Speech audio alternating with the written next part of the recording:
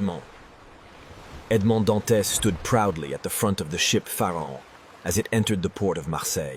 The wind pushed the sails, the sea sparkled in the sunlight, and sailors hurried across the deck. For Edmond, this was not just another journey.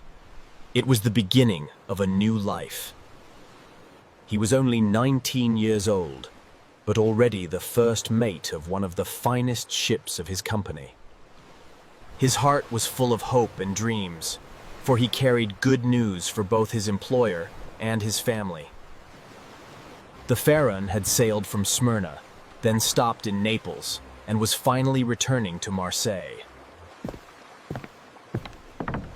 On the voyage, the ship's captain had fallen gravely ill.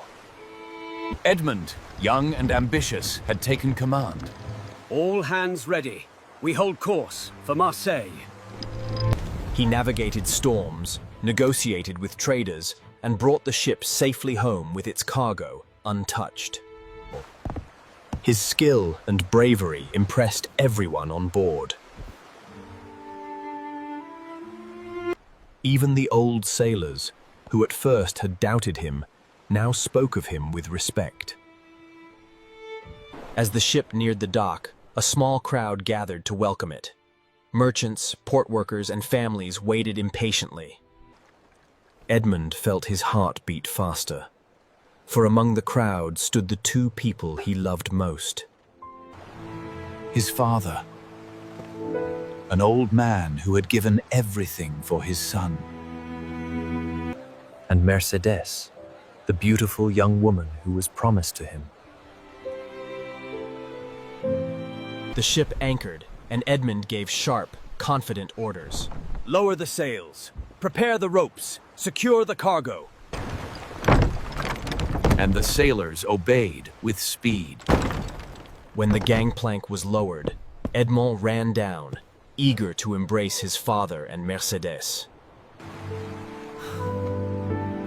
His father held him tightly, tears in his eyes. Mercedes smiled, her dark hair shining in the sunlight, her eyes full of love. Edmond, she whispered, you are safe. I prayed for you every day. I am safe, and more than that, I bring good news. The captain has died, but the owner, Monsieur Morel, has promised to make me captain of the Pharaon. 19! I shall have my own command. His father's hands trembled as he held him. Captain, my son, you make me proud. Mercedes lowered her eyes modestly, though joy filled her heart. To be the wife of a captain meant security and honor. She dreamed of a small home near the sea, children playing by the shore, and a future bright with happiness. You have shown courage and wisdom beyond your years. The Pharaon is yours to command, Edmond. Serve me faithfully, and you shall rise even higher. The crowd cheered, and Edmond felt as if the whole world celebrated with him. Yet, while most smiled, not every face was full of joy. Hidden among the crowd was Fernand Mondego, a fisherman from Catalonia. He stood silently, his fists clenched, his eyes burning with jealousy. For Fernand loved Mercedes too, and he had long dreamed of marrying her. But she had chosen Edmond, and Fernand's heart was filled with anger and envy. Another man, Danglars, the ship's purser, also looked at Edmond with bitterness. During the voyage, Edmond had been promoted above him, and Danglars could not forgive this humiliation. To see a 19-year-old boy given the command of the Pharaon was, for him, an insult. His lips curled into a thin smile as he muttered to himself, "Captain Dantes, we shall see how long that lasts." Unaware of the hatred growing around him, Edmond walked proudly through the streets of Marseille with his father and Mercedes at his side. They visited his father's small home, where Edmond discovered a painful truth. His father had lived in poverty while he was away. Out of duty, the old man had repaid a debt of money that Edmond owed to a neighbor, leaving himself almost nothing to eat. Edmond was heartbroken, but he quickly gave his father all the wages he had earned. From now on, you will want for nothing.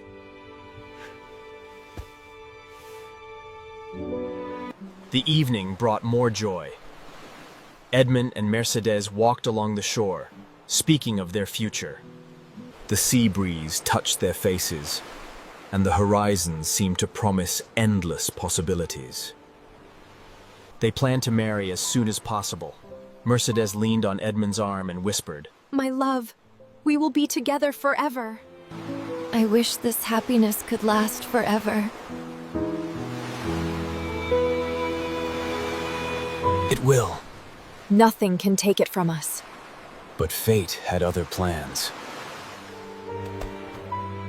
While Edmond celebrated, Danglars and Fernand met secretly in a dark tavern. They spoke in low voices, their words heavy with malice.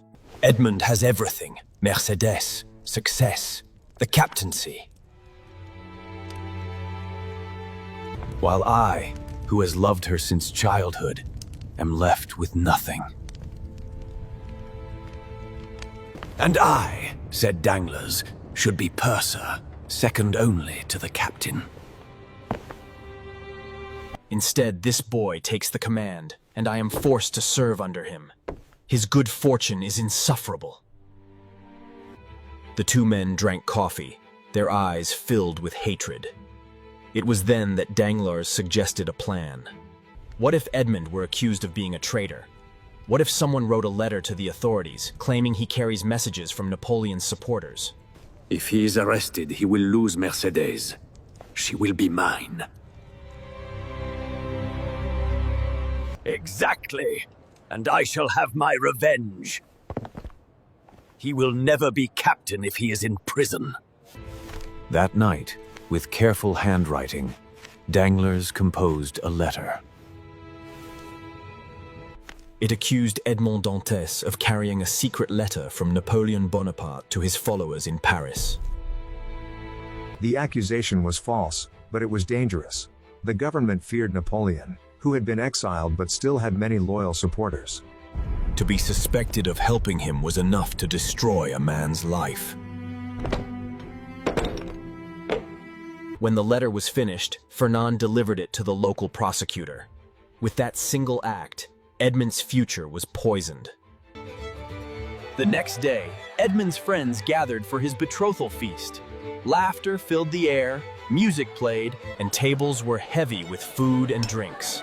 Mercedes wore a simple white dress, her face glowing with happiness. Cheers answered him, and for a moment, all seemed perfect.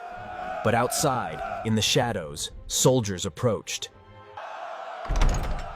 At the height of the celebration, the door opened, and an officer entered with cold authority. Edmond Dantes? Yes. You are under arrest by order of the king's prosecutor. The room fell silent. Mercedes gasped, Edmond's father trembled, and Edmond himself stood frozen with shock. He had done nothing wrong, yet strong hands seized him and led him away. There must be a mistake! Edmond is innocent! The feast ended in confusion and sorrow. But her words were useless. The trap had closed, and Edmund's bright future was already slipping into darkness.